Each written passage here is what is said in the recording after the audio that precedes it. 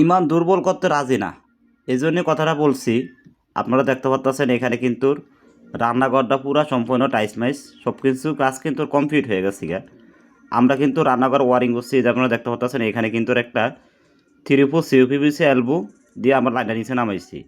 তো যাই হোক, আমরা কিন্তু কাজ করে দেওয়ার পরে কিন্তু রাজমিস্ত্রি আস্তর করছে, টাইস মিস্ত্রি টাইসের কাজ করছে, রং মিস্ত্রি রঙের কাজ করছে। এখন কে কিভাবে এই আমার পাইপটা ফাটাইছে, এলবোটা ফাটাইছে, এটা তো সঠিক আমি করতে পারবো না। এটা একমাত্র যে ফাটাইছে সে কিন্তু বলতে পারবো। তো এই জন্য আমি বলছি, কারো নাম কইয়া কিন্তু আমি এখানে ইমান দুর্বল করতে রাজি না। আল্লাহ যারা লোয়াইছে সে কিন্তু আমার এই এলবোটা ফাটাইছে। যাই হোক, সে যদি পারতো, ইচ্ছা করতো যদি আমার করে দিত, তাহলে কিন্তু আমি শর্টকাটে কিন্তু কাজটা করে দিতে পারতাম। এখন কিন্তু যদি আপনারা দেখতে পাচ্ছেন রং করে লাইছে, রঙের উপরে কিন্তু আমরা রাস্তাটা ভাঙ্গা, তারপরে কিন্তু এই যে এখানে কিন্তু আমরা যে পিভিসি গামটা ব্যবহার করি, সেই গামটা কিন্তু এখানে লাগিয়ে দিছি। তো যাই হোক, যে কোনো টেকনিশিয়ান বা যদি এরকম প্রবলেম হয়ে থাকে, তাহলে আপনারা গামটা লাগিয়ে দিবেন, কিন্তু গামটা লাগানোর 4 থেকে 5 ঘন্টা পরে পানি ছাড়বেন, তাহলে আর এই প্রবলেমটা হবে না, ভাঙাচুরি কম লাগবে।